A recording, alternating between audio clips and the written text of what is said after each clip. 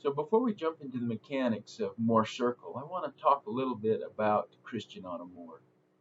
He was born October 8th, 1835 and died in 1918, which is over 100 years ago, but really is not that long ago.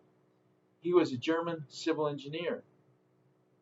In 1852, a guy named Carl Kuhlmann published the graphical ideas of Mohr's circle, and he kind of did the underlying foundation work for Mohr's circle ideas.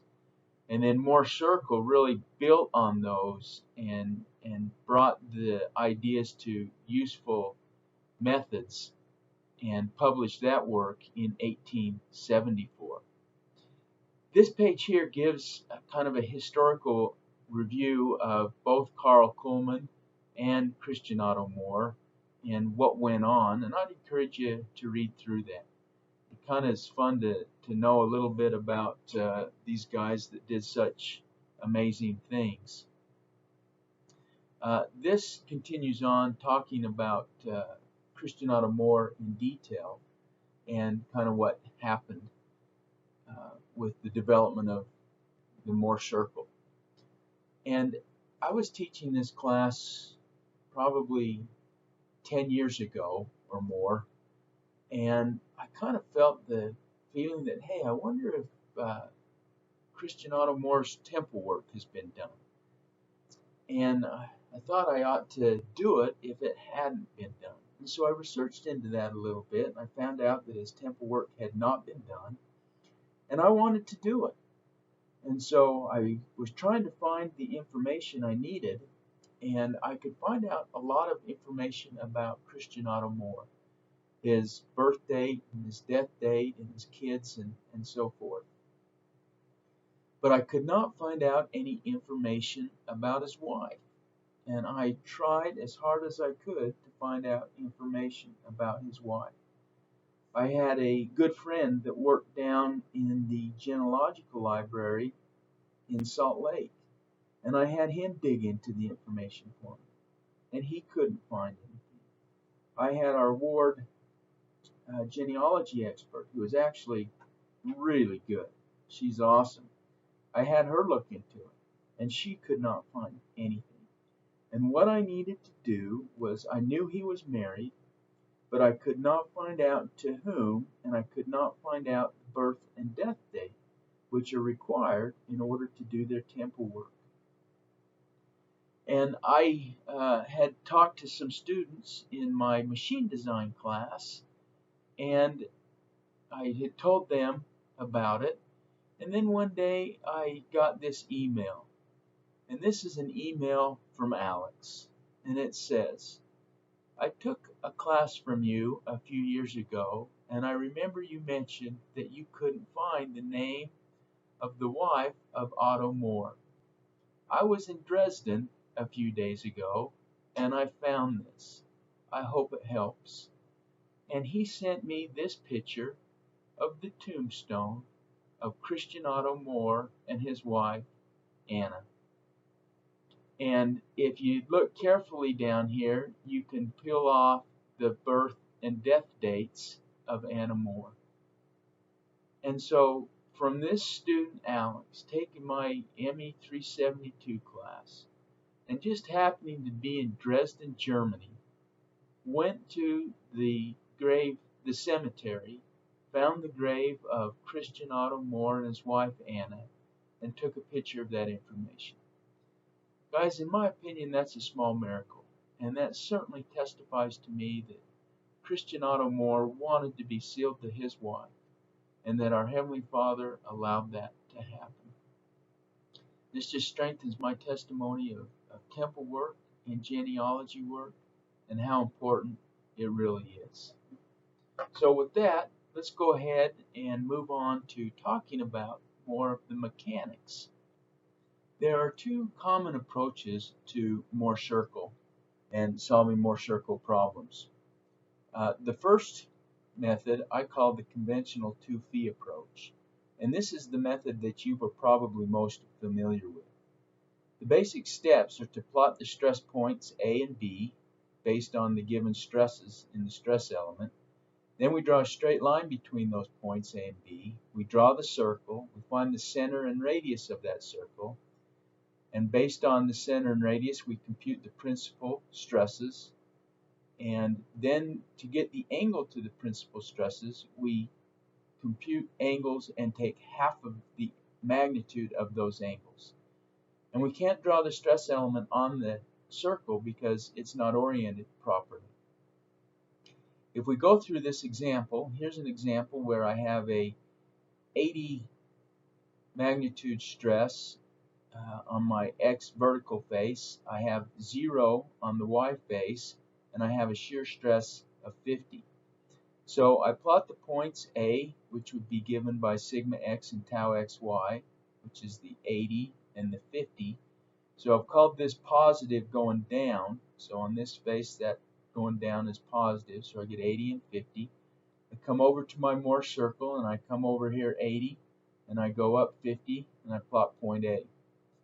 Then I go to B, and B is given by sigma Y tau YX. And here I have a 0 sigma y and a negative 50. So I'll come to 0 and down to negative 50, and that's point B. And now I draw the diameter of the circle by connecting point A and point B. And this gives me the center of the circle where I can put my compass and spin and draw the circle.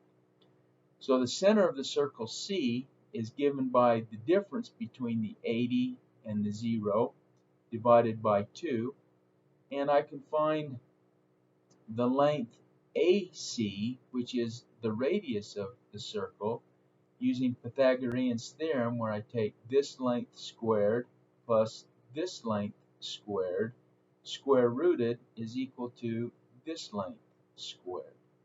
And so I have the 80 minus the 40, which would be this length, and I square that. The 50 is this length squared, and then I add them and square root them, and I get 64 for the radius of my circle. I can now come and compute my first principal stress, which is this point right here. And I know this is my first principal stress because principal stresses are defined as the stresses where the shear stresses are 0. And this vertical axis is my shear stress axis, and so it's 0 along my x-axis, and my sigma 1 then is the largest principal stress, and I simply take the center, which is 40, and I add the 64 to it to get a sigma 1 of 104. Then to get sigma 2, I come to my center, and I subtract my radius, and I get a value of minus 24. I now want to look at angles to the maximum stresses. And to do that, what I do is I come here and I look at this line, and I need to compute this angle from point A around to my x-axis. And this is 2 phi p. And I call it 2 phi p because we're actually going to look for just phi p. So 2 phi p is a tan of 50, which is this opposite side, over the adjacent, which is 40, which is this side. So the arctangent of 50 over 40 is this angle 2 phi p, which turns out to be 51.3 degrees. Now the angle to get to the maximum shear, I know that this is 90. So 90 minus the 51.3 gives me 38.7. So I know that that angle there is 38.7. Now to come down and draw the stresses that act on the stress element. To get my principal stress here, this angle was rotated this way, so I rotate around this, and this is where I have to come to half of the angle. So I go to 25.7, which is half of the 51.3, and I draw my stresses on the stress element. Here then, going to the maximum shear, I rotate around here half of the 38.7 to get 19.3, and I peel off the stress values from the points on this curve. So that's the conventional 2 phi approach. The other approach is called the origin of planes approach. And this is a much better method because it allows you to draw the element right on the plane and see the stresses more directly. So this approach is real similar to the other approach, but we'll see how there are subtle differences. So positive coordinate system definitions are going to be similar to what we used back here in this approach, where we will use tension as positive and the shear stress on this face as positive. So on the vertical face on the right hand side of the element, that is the vector that we will use to determine the direction of the shear stresses. And so we're going to define that as positive. We're going to label vertical and horizontal points and then plot these stress points. And real similar to what was done for points A and B, we have point V and a point H, and they're the same definitions. We then draw a vertical line through V and a horizontal line through H. And then we label the OP as the point where these two lines intersect each other. And OP stands for origin of planes. Then we draw the circle through the origin of planes, the vertical point, and the horizontal point. And we can draw a unique circle through 3 points. Then we determine the center and the radius of the circle, just like we did before. The angle from the origin of planes is the angle on the stress element. There's no cutting things in half or taking half of angles. The angle that we compute is the actual angle. And then the stress element is drawn on the origin of planes to help us orient the element. So let's go through an example of this approach. For the stress element shown, use Morse circle to determine the principal stress and directions and show these on a stress element. Draw another stress element to show tau max.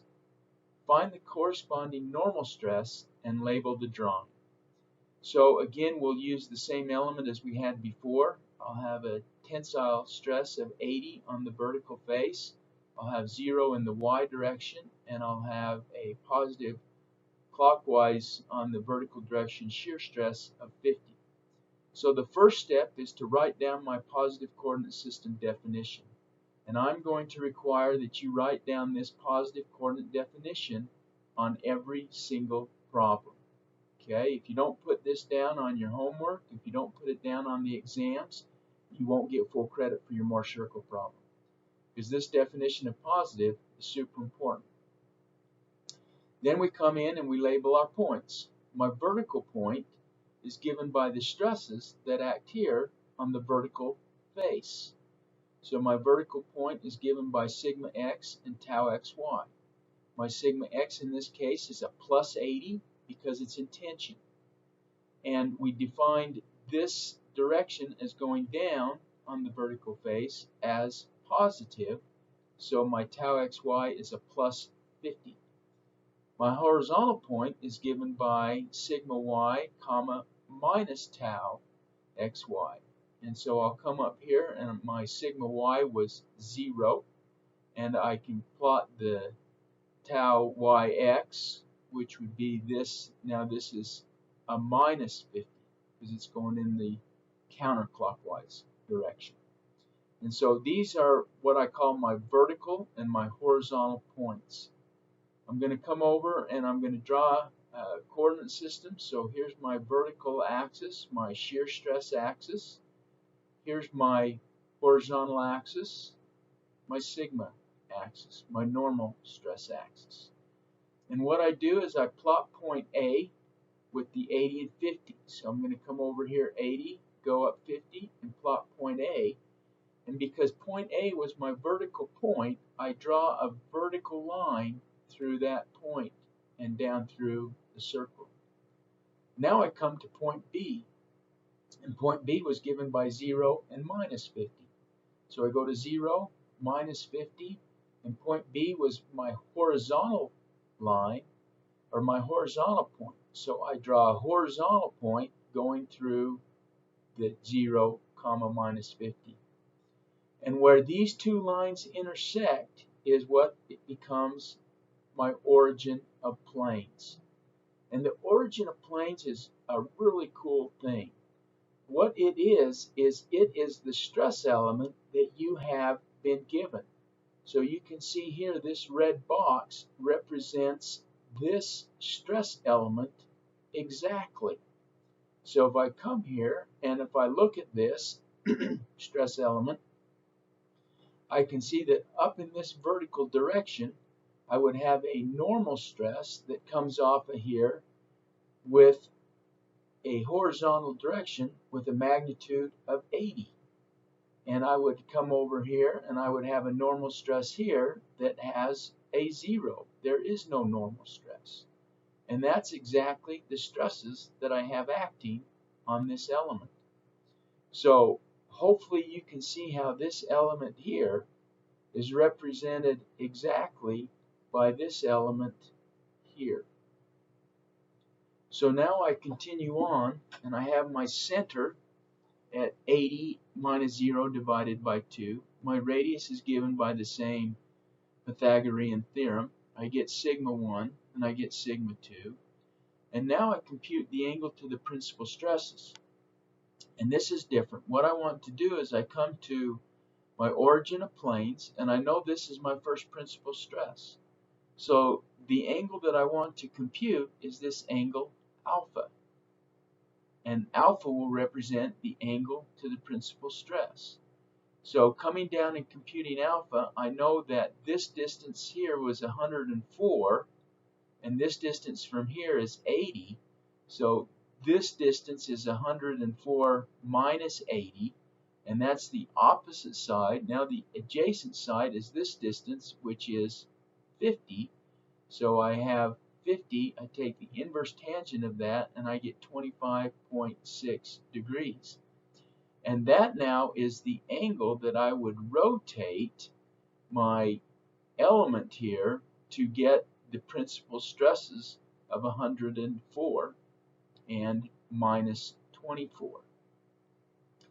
The angle to the maximum shear, my maximum shear is given by this point up here, and so what I need to do is find the angle beta. And to find the angle beta, again I use the inverse tangent ideas. So this is the point I'm interested in. So I want to find this whole vertical distance. This vertical distance right here is going to be given by the radius plus the 50, and then my horizontal distance here is simply the 40. And so taking those values, I can compute my angle beta as being 19.3 degrees, and so I would rotate my element this direction 19.3 degrees and then draw on my stresses. So the idea of the origin of planes approach is that you create your origin of planes, you locate the origin of planes, you draw your stress element, and then you can look at the stresses at any direction around that element by simply drawing a line, and where you intersect the Mohr circle, that represents the stress state of that direction. So I want to be a little bit more clear on how we take the stresses and draw them on the stress element. And that's shown here in this picture a little bit better. If we come back to this problem where we have a principal stress of 104, and here's my rotated origin of planes box.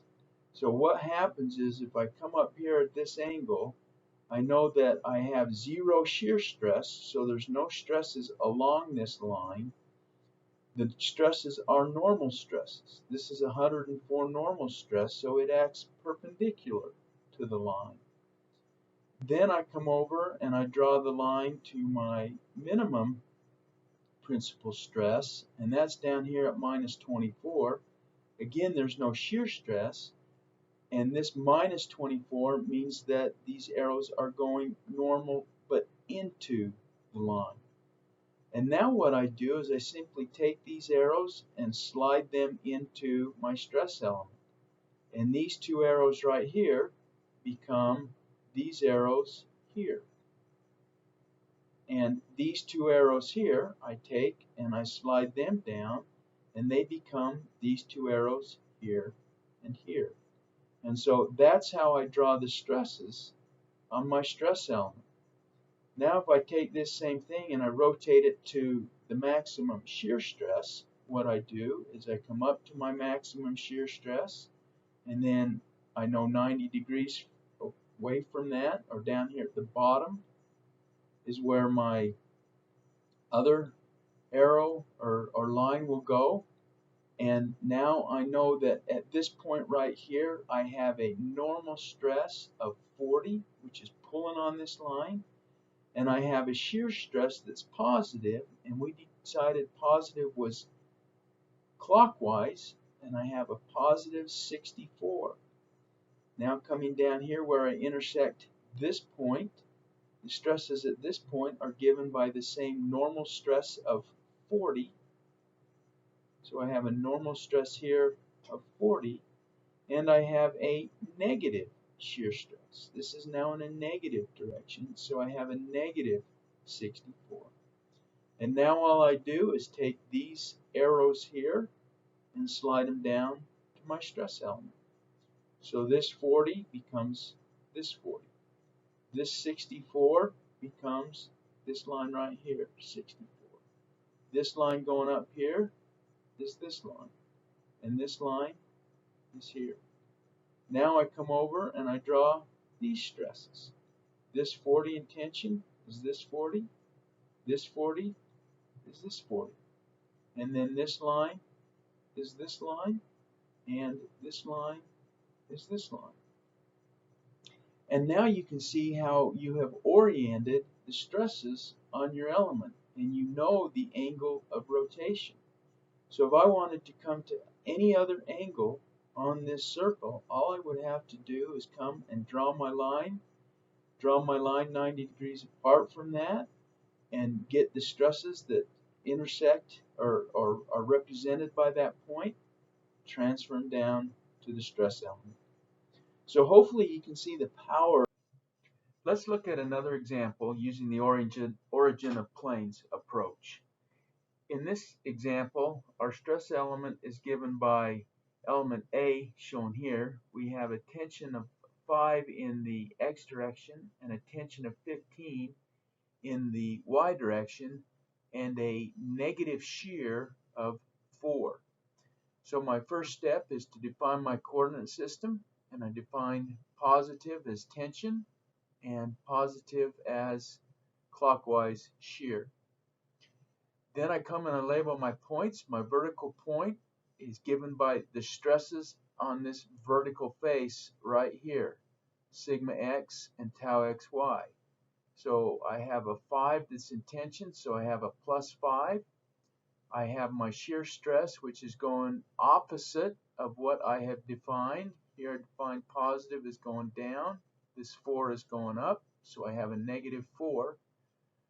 Then I come up to my horizontal point, and those are the stresses on this horizontal face or line here. I have a tension of 15, so I have a positive 15, and I have a clockwise shear of 4. Now I come down and I plot those points on a Mohr circle axis. So I have my principal stress, or my normal stresses, on this horizontal axis, and my shear stresses on this vertical axis. I come over to 5 and minus 4 and draw a vertical line, because that's my vertical point. Then I come to 15, so I come along to 15 and up positive 4.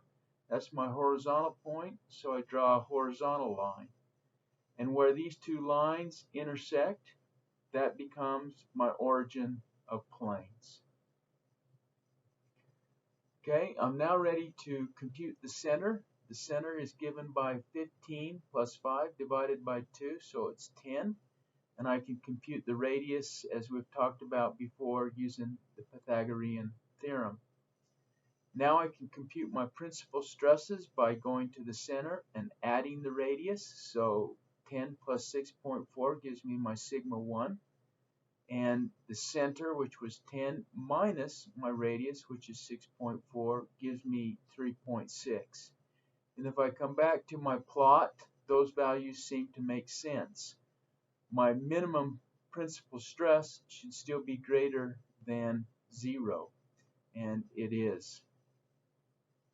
Now I need to come and compute the angles to the principal stresses. So here's a redraw of my Mohr circle, and I draw a line from the origin of planes to my first principal stress, and I draw a line from my origin of planes to my second principal stress. And now I need to find out what these angles are. So I can come and compute this angle here, theta 1, by computing the opposite over the adjacent. I know this point up here is 16.4, and this point here I know is 5. So I can take and compute this line by 16.4 minus 5. This distance here was 4. So the angle theta 1 turns out to be 70.6 degrees. And so now I know that these stresses here would act normal, so they'd be going off in a direction like this, and I can take that vector, which would be 16.4, and slide it up to this line, and that becomes my 16.4 here and here. Over here I have this line, and I know that this magnitude turned out to be 3.6. It's also tension, so I have normal to that line, 3.6. So in this direction here I have my 3.6 vectors, and I can take and slide those up, and that gives me my 3.6. Here's another example that I'll encourage you to go through on your own. What we're doing in this case is we have an axial rod, and we're pulling on it with a constant force P. And then I begin to twist the rod, and I twist the rod until failure occurs. And what I want to do is I want to predict the angle at which this member will fail. And I can do that using Mohr circle. And so I would strongly encourage you to go through this example and see how this problem is solved. Mohr circle is often shown in terms of a biaxial stress state, meaning we're looking at one plane. But in general, there are 3 Mohr circles for each three-dimensional stress element. And the graphical approach of Mohr circle is only valid for plane stress conditions. If an element is in a full 3D stress state, the Mohr circle ideas cannot be applied to each face individually to come up with the right answer.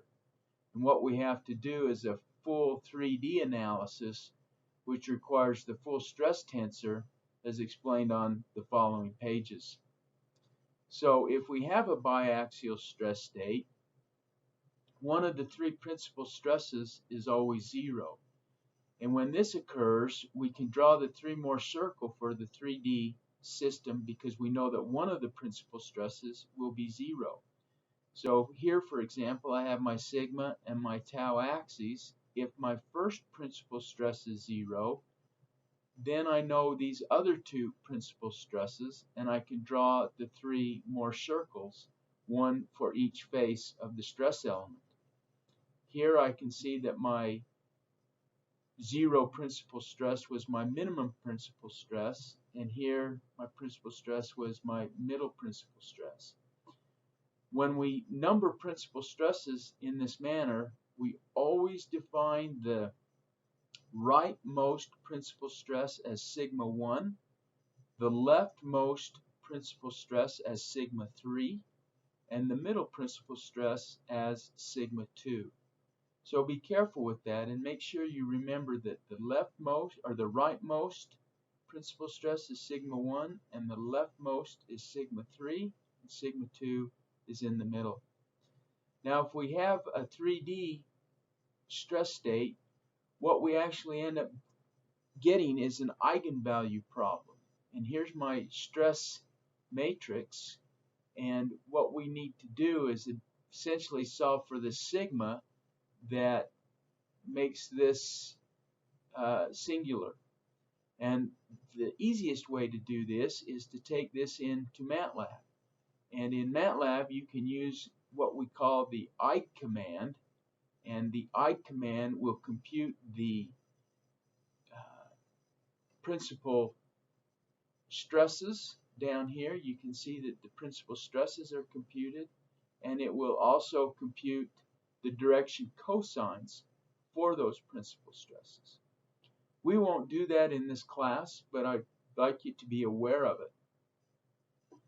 So this concludes our discussion of Mohr circle. I hope you found it beneficial. I hope you can do the problems the example problems that we've talked about. And if you cannot, then let's certainly get you some help and make sure that you get good at using the